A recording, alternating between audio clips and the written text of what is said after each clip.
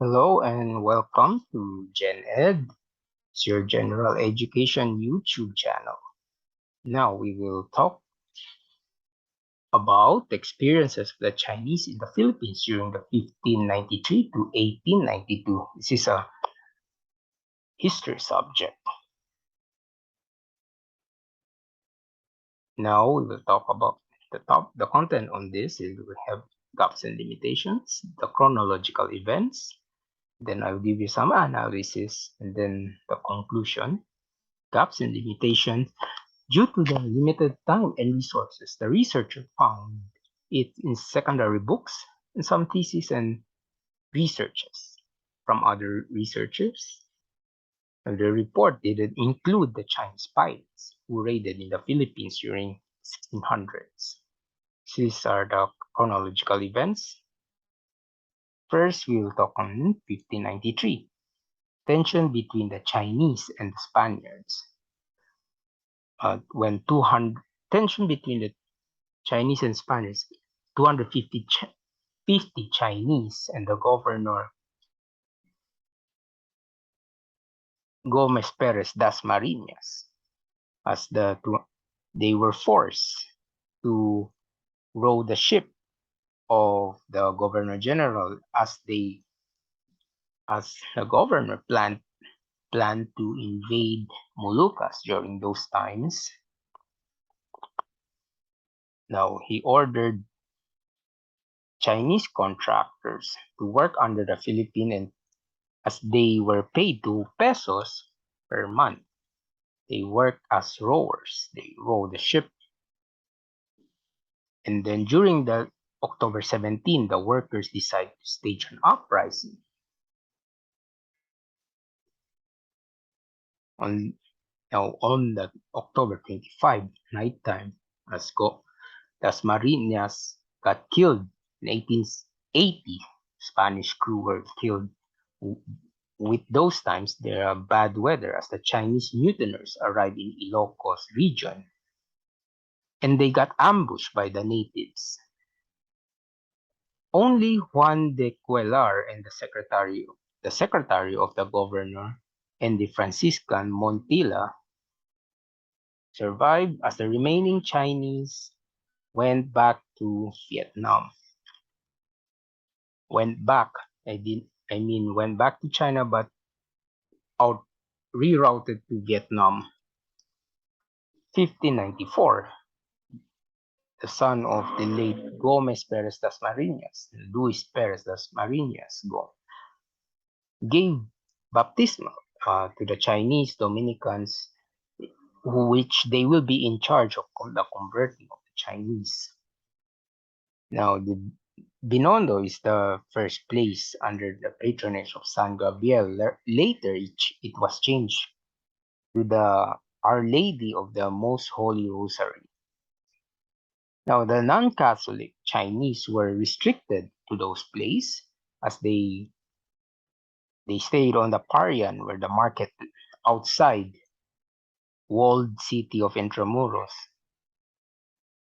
Now, they also helped build the church. So for the non-Catholic Chinese, they were forced to help build the church during those times.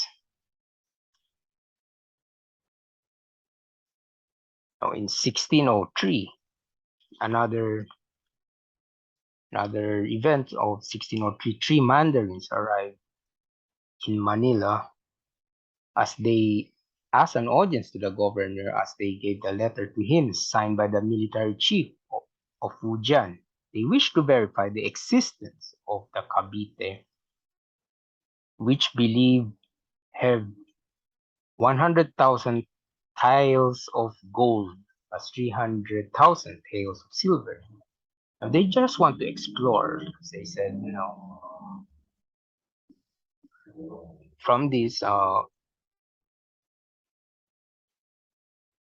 they saw there, and then they went back to China. Now, from here on May 24 to 26, Salazar, the fiscal of the audience, investigated it as and then submit the reports on the 27th of May. They said the governor approved stop operation of the Mandarin as the Mandarin went back to China. With the Spanish become suspicious as the Chinese authority became strict to the Chinese after the event of the three Mandarins arrived. 4 months after, Governor Pedro de Acuña wrote to the King of Spain about the behaviors of the Chinese as as he gossiped about the China trying to invade. Other sources, this is from other sources that the Mandarins informed the Emperor of Beijing there is a mountain of gold, and then uh, some other sources saying that Zhang Yi came with an evil plan to excavate of the gold mine in Luzon. Are the some analysis from this who wrote that thesis. Now on October 3, Juan Bautista de Vera is a mestizo Chinese who serves under the Chinese in alliance to the Spain. Before that, there are 450 Chinese got tortured. At 11 p.m., about 200 men of Chinese gathered in Tondo. Juan Bautista de Vera visited the governor, but he was thrown into prison, thinking that Juan Bautista is in cahoots with the Chinese. As his nephew Juan Untay replaces him. As on those times, the Luis Dasmariñas knew that now he's trying to secure himself in the monastery at Binondo with soldiers as the Chinese burn some houses. This is the uprising. October 4, some of the Chinese Christians asked to enter the city, but the Spaniards refused due to the doubts as they remain parian. Even now, this is the tight. This became tighter from the Chinese as Dasmariñas leave and headed to the church as 105 Chinese rebels showed up to take over the church. Resulted to 500 Chinese died and the rest retreated. Dasmariñas pressured them on the encounter, but also he was killed. October 5. The rebels realized that De Vera was not going to come back as they pressured and killed Juan Untay. The rebel attacked and got resistance by the Spaniards as they pressed to Parian. They pressured the Parian people, which are the Chinese, mestizo Chinese there, to sided with them. As the Spaniards tried to pressure the Parian people, the Chinese people, to sided with them. Now they got psychological stress by the Spaniards. Now October 6, the Spaniards with a reinforcement of Japan launches an attack. October 8, they abandon the city. The Chinese abandon the city. The Spaniards go in hot pursuit them into the mountains. Until October 20, the Spaniards finishing the rebels off. With the rebel retreated to Talun Mountain. With the momentum, the Spaniards attacked the rebels as the Spanish troops ambushed, resulting in 25,000 Chinese rebels' death. On December 18, another Spanish wrote to the king about the accounts, how the Chinese behave. How the Chinese behave as they created space, a list of immigrants and weapons possession. Now it became more tighter. The Chinese, as 1605, the Chinese are limited to come to the Philippines, limited to 6,000 Chinese to enter. Also heavy customs, 3% for every shipment. So Chinese in the Philippines are required to pay tributes of 64 reals or 8 peso per year those times. So as non-Chinese Christians were deported or restricted or on restricted movement,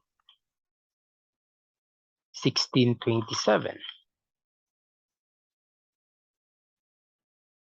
Now there are in 1627 there are some Chinese who converted to Christianity as they pay less from 12 reals to 6. Now also the convert required for the non-converts they required to pay 12 reales and fund the San Gabriel Hospital. Now also in 1639 in 1627 how the Spanish treated the Chinese as the Oceania Espanol. The Chinese are referred as parasites, with the result of unsanitizing barrio, with the parish priest or neither the locusts in the field nor the termites in the town have slightest shade of destruction, that occasionally the avalanche of the celestial who roam the province, as they persecuted, as they said, the Chinese are very cunning on their ways. This is how the Spanish look at the Chinese in those times. 1639. Now the Chinese were forced to work forced labor again.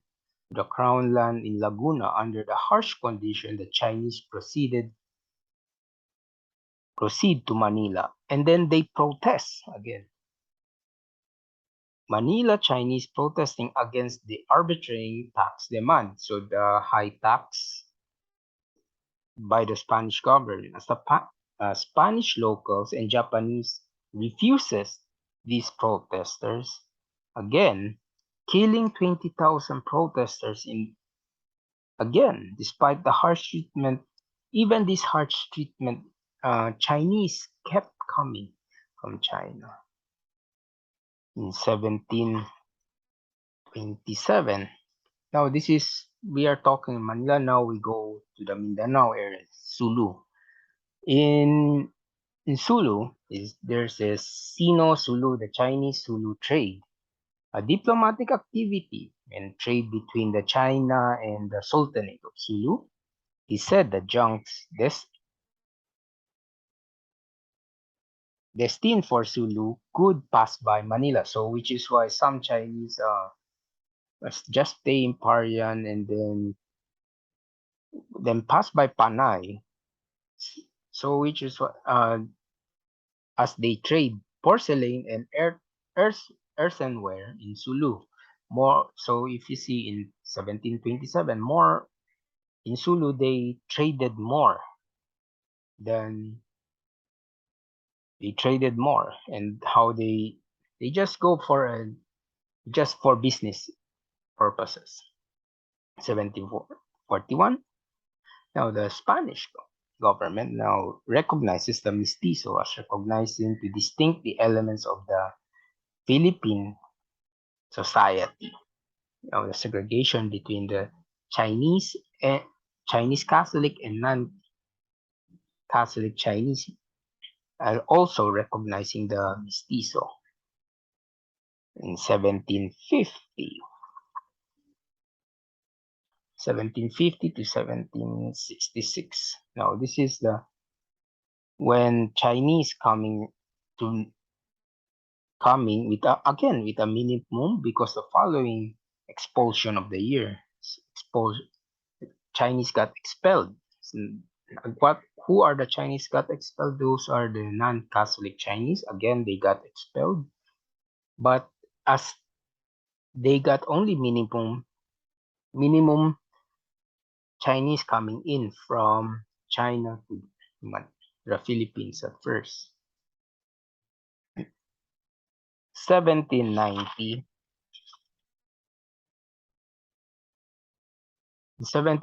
the reduce of tax. Chinese will reduce tax. It's more, and then the system of the Chinese change. Also, the Zamboanga transshipment between those era became to start as they notice of the Sino-Sulu trade. So Zamboanga became the outpost for the trade of Chinese to Sulu. Now the Chinese there is they go they must report to the Spanish government of those trades. 1826 total Chinese population is 5,000 as estimate, but the mestizo is increased higher to 125,385. These are the mestizos who, to the point of they convert to Chinese, Catholic Chinese, or they marry to a Filipino. Now, in 1826, the new tax system established by this Chinese-owned shop divided into 4 classes. Now they are some pay 120 and the others are 48, 24 to 12. So they got more systemized from the Spanish governments. Now in 1848, Bavaria adopted the term of surnames. The Chinese should combine the surnames and then more freedom to negotiate, to work, also to trade in the Philippines. Now, the adopted of the surnames, as I said, is like to identify the Chinese. Like the surname became of Tan Toko or Lin Quaco. This is the first, how they combine the first surname and the personal name. So basically, Tan, and then the first as a surname, and then the personal name, Toko, Tan Toko.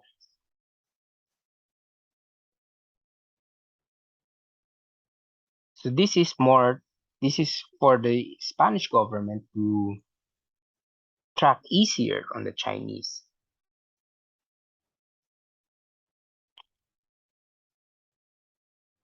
Now in 1871, there was an additional requirements of entry, which is the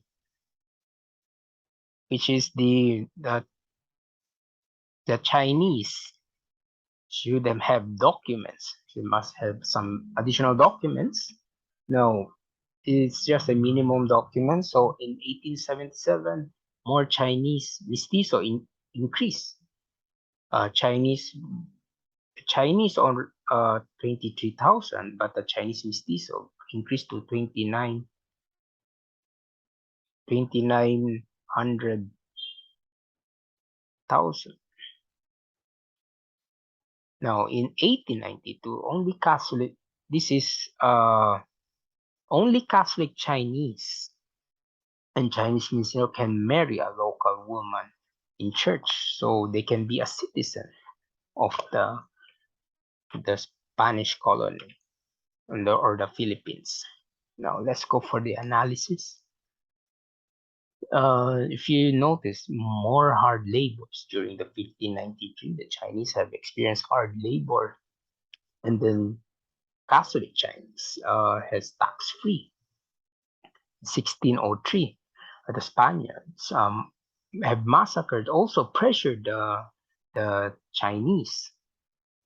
Now in 1627, I could say it's a forced conversion. have more privilege. For the Chinese, once you convert, you have more privilege. Now, in 1639, the forced labor again, and then the tax. But if you see the difference between this is the Luzon experience to the Sulu experience, how the Chinese, it's more easier to trade with them because there's no policy. The policy is only in treaty of trade. Trade this, we go. It's okay. The policy on trade. It's not policy how you stay, how you work. Now, in 1741, if you see the mestizos trying to recognizing the mestizo is becoming, if you say a mestizo here is how Chinese are you? It's kind of like most of the identity of how a Chinese culture celebrate is kind of bit starting to diminish as they try to adapt more in the Spanish way. Now, they also experienced in 1750 to 1766 the expulsion of the Chinese, say, no, you cannot stay here because you are not a mestizo, you're not a Catholic. So they try to segregate again. You cannot stay here. Now, in 1790 to 1892, if you see how there are more Chinese mestizo, they become more. Chinese try to convert themselves into Chinese mestizo or marry Filipina, convert their belief to Catholic. As they gain again tax reduced, they have more freedom to roam. They become the Philippine citizen. Another further analysis that, as I said, taking advantage uh, of the law imposed by the Spanish government. Also, they also want to learn about Spanish, how to deal with the Spanish, uh, how to talk, and to learn the language, as I said. Language and making business. Now, another thing is why made they pass by Manila? It's because of the geographical. See, they started from Xiamen. It's more nearer than they go to Sulu. So here they pass by. Then this is the minor secondary concentration city. Try to concentrate small here, but the major here. They go in here, then from here pass by Panay, then go to Sulu. It's kind of a bit hard once you go to from Xiamen, then go to Malaysia. It's more, they travel more to sea rather than if they pass by Manila. It's more easier. Now, another thing is from there, they also fail to recognize the losing of the traditions is since they became Catholic, there was a wrote in Richard Chew's book saying that some priests, some of the parish priests, despise the Chinese because they converted to Catholic, but they still practice the Chinese way of celebrating the traditions. Now, if you see the losing of traditions once you go like a mestizo Chinese kid newborn, so they must baptize it. From baptismal, they go to catechism. So the Chinese tradition there from the kid lost, and it became more on the Spanish. As I said, this is the one hard part once you go for a colonization begun, losing the identity, losing the traditions, losing traditions, what rituals on the past, they said. From here, I do see the losing of those parts. As a conclusion, the Chinese came here for a trade, to focus here on the trade, but how they evolutionize the trade here is uh, they went to Sulu, and then the Spanish sees how Sulu Sultanate and the Chinese are really good, and they are more prosperous in those trades. So that I do see that the the Spanish saw the opportunity to use the Chinese on those trades, on those skills of trading, and also the Chinese has more. The they resist on the, if you see how many got massacred, how many Chinese got massacred during those Spanish era, but they still came. They still came, and for the trade. They do it for the trade. Also the evolution, but also once they came, the loss of the traditions, they risk the traditions just for the trade. So, uh, so the main focus there is always on the trade. As you see, how more Chinese became again, they said came more on the business part. They helped the economics in the Philippines during the Spanish era. Now, this is the reference as I use it, and thank you for listening. Study hard and have a prosperous day. Thank you.